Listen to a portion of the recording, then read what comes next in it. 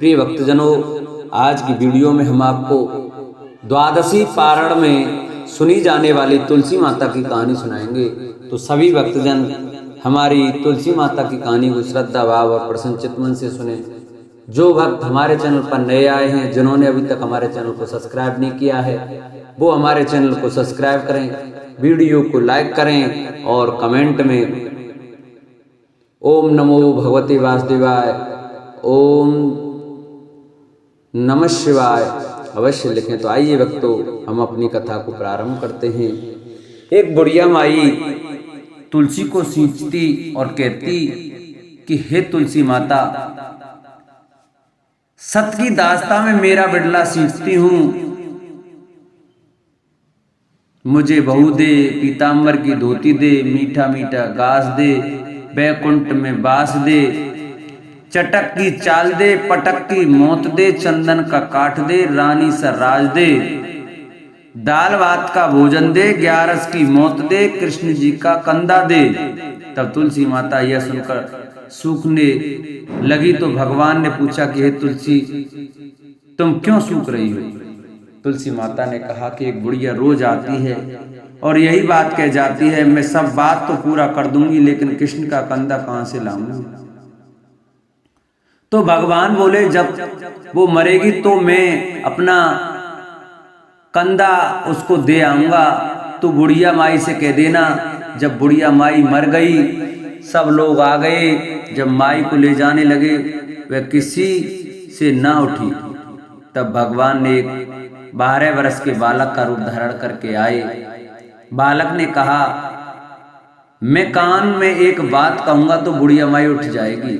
बालक ने कान में कहा, बुढ़िया माई मन की निकाल ले, पीताम्बर की धोती ले, मीठा मीठा घास दे, बैकुंठ का वास ले, चटक मटक की चाल ले, पटक की मौत ले, कृष्ण जी का कंधा ले। यह सुनकर बुढ़िया माई हल्की हो गई।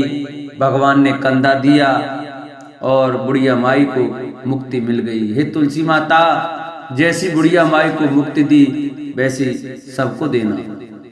तुलसी जी से जुड़ी ये कथा बहुत प्रचलित है। श्रीमद् देवी भागवत पुराण में इनके अवतरण की दिव्य लीला कथा भी बनाई गई है।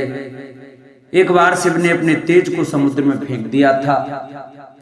उससे एक महातेजस्वी बालक ने जन्म लिया। यह बालक आगे चलकर जालंधर के नाम से पराक्रमी दैत्य राजा बना। इसकी राजधानी का नाम जालंधर नगरी था। दैत्यराज कालनेमी की कन्या वृंदा का विवाह जालंधर से हुआ। जालंधर महाराक्षस था। अपनी सत्ता के मन में चूर उसने माता लक्ष्मी को पाने की कामना से युद्ध किया, परंतु समुद्र से ही उत्पन्न होने के कारण माता लक्ष्मी ने उसे अपने भाई के रूप में स्वीकार किया। वहां से पराजित होकर वह देवी पार्वती को पाने की लालसा से कैलाश पर्वत पर गया। भगवान देवादिदेव शिव का ही रूप धारण कर माता पार्वती के समीप गया, परंतु मां ने अपने योग बल से उसे तुरंत पहचान लिया तथा वहां से अंतर्ध्यान हो गई। देवी पार्वती ने क्रुद्ध होकर सारा वृत्तांत भगवान विष्णु को सुनाया। जालंधर की पत्नी वृंदा अत्यंत पतिव्रता स्त्री थी। उसी के पतिव्रत धर्म की शक्ति से जालंधर न तो मारा जाता था और न ही पराजित होता था। इसलिए जालंधर का नाश करने के लिए वृंदा के पतिव्रत धर्म को भंग करना बहुत जरूरी था। इसी कारण भगवान विष्णु ऋषि का वेश धारण कर वन में जा पहुंचे, जहां वृंदा के लिए भ्रमण कर रही थी। भगवान के साथ 2 मायावी राक्षस भी थे, जिन्हें देखकर वृंदा भयभीत हो गई। ऋषि ने वृंदा के सामने पल में दोनों को भस्म कर दिया। उनकी शक्ति देखकर वृंदा ने कैलाश पर्वत पर महादेव के साथ युद्ध कर रहे अपने पति जालंधर के बारे में पूछा। ऋषि ने अपने माया जाल से 2 बानर प्रकट किए। एक बानर के हाथ में जालंधर का सिर था तथा दूसरे के हाथ में धड़।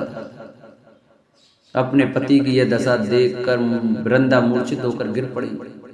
होश में आने पर उन्होंने ऋषि रूप भगवान से विनती की कि वह उसके पति को जीवित करें।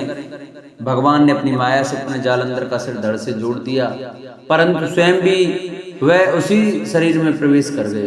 वृंदा को इस छल का जरा आभास न हुआ। जालंधर बने भगवान के साथ वृंदा पतिव्रता का व्यवहार करने लगी, जिससे उसका सतीत्व भंग हो गया। ऐसा होते ही वृंदा का पति जालंधर युद्ध में हार गया।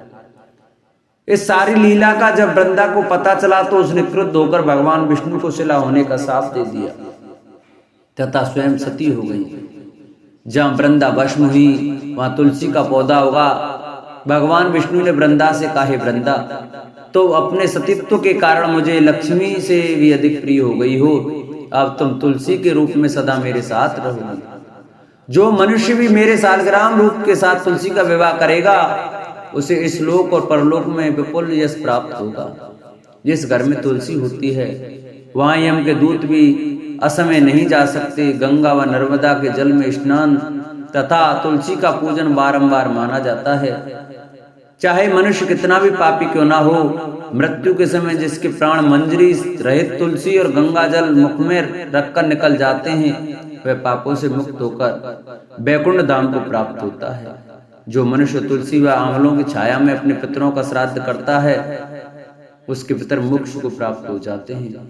उसी दैत्य जालंधर की यह भूमि जलंधर नाम से विख्यात है। तो तुलसी माता की जय। जिन भक्तों को हमारी तुलसी माता की व्रत कथा अच्छी लगी हो वो हमारी वीडियो को ज़्यादा से ज़्यादा शेयर करें, चैनल को सब्सक्राइब करें, वीडियो को लाइक करें और कमेंट में ओम नमो भगवते वासुदेवाय अवश्य लिखें।